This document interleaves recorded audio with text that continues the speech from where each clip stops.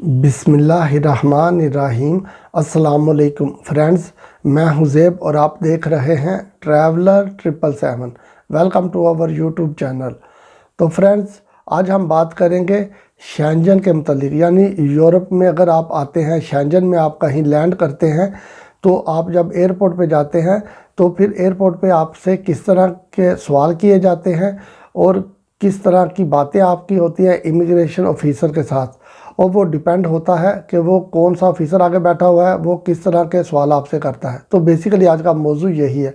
वैसे तो आपको पता है कि जब आप शेंजन वीज़ा अप्लाई करते हैं तो शेंजन वीज़ा जो है वो 26 यानी 26 कंट्री के लिए वैलिड होता है। आप 26 कंट्री में ट्रैवल कर सकते हैं सिंगल इंट्री शेंजन वीज़ा के साथ।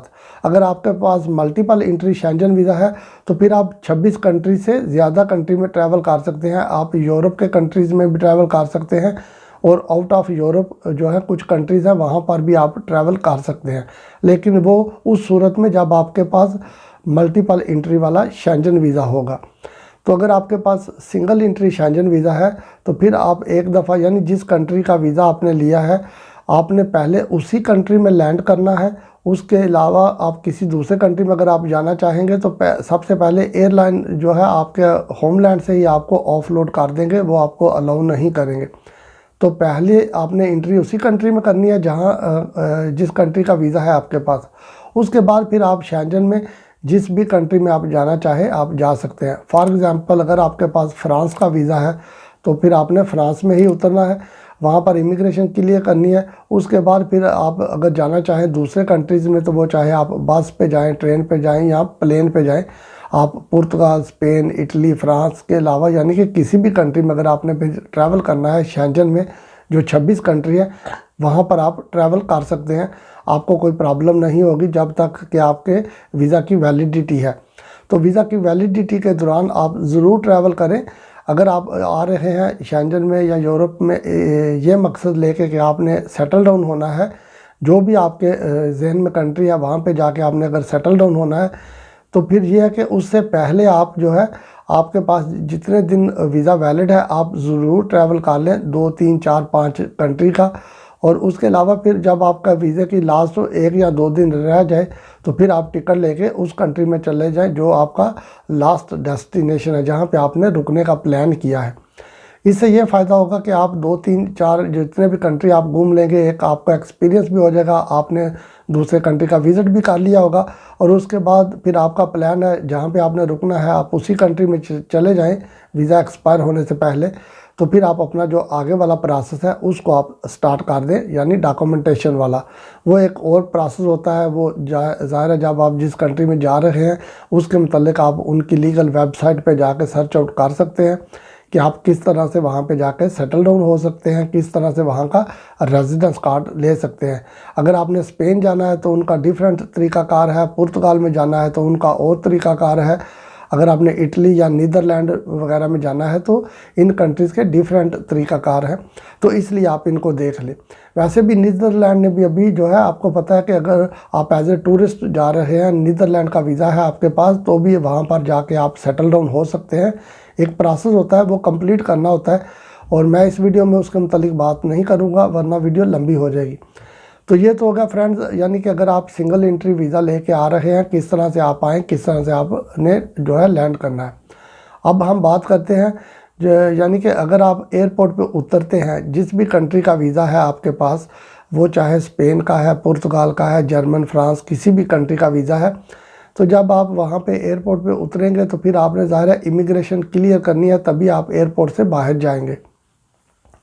तो इसके लिए फ्रेंड्स ये होता है कि जब आप इमिग्रेशन ऑफिसर के पास जाएंगे उसके ऊपर जो है वो डिपेंड करता है कि वो आपसे क्या सवाल पूछता है। लेकिन जो कॉमन सवाल पूछते हैं 2-3 वो आपसे मैं डिस्कस कर देता हूँ, क्योंकि जब आप वहाँ पे जाएंगे तो वीज़ा जब आपको मिलता है, आप अपने होमलैंड से जब वीज़ा लेते हैं तो वीज़े का ये कभी भी मतलब नहीं होता कि आपको एंट्री 100% मिल जाएगी।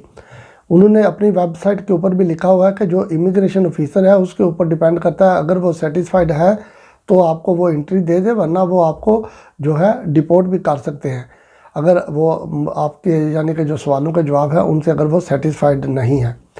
तो नॉर्मल जो कॉमन सवाल है वो आपसे पूछते हैं कि आप क्यों आए हैं, ठीक है, जिस कंट्री में भी आप लैंड करेंगे।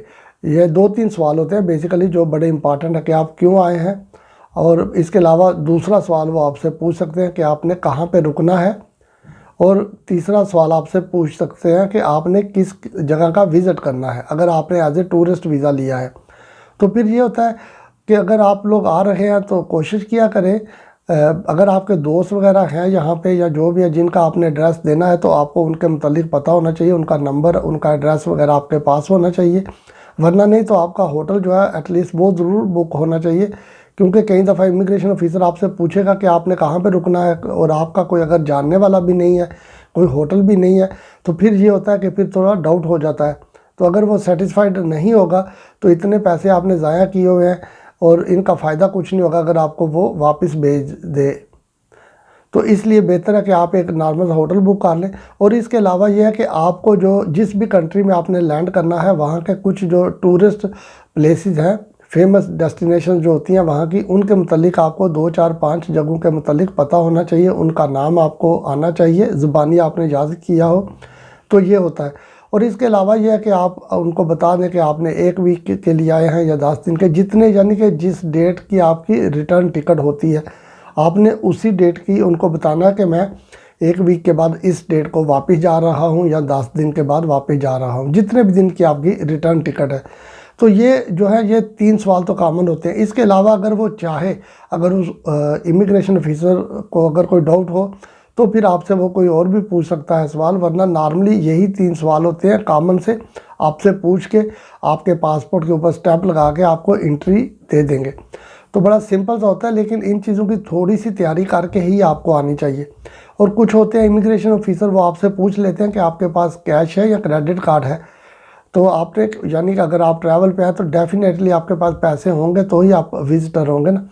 अगर ये नहीं है कि वीज़ा लग गया और वहाँ से टिकट लेके आ गए और यहाँ से आप एयरपोर्ट से बाहर निकलेंगे आपका कोई दोस्त या कज़न आपको लेने के लिए आ जाएगा, अब ये स्टोरी उनको नहीं पता होती।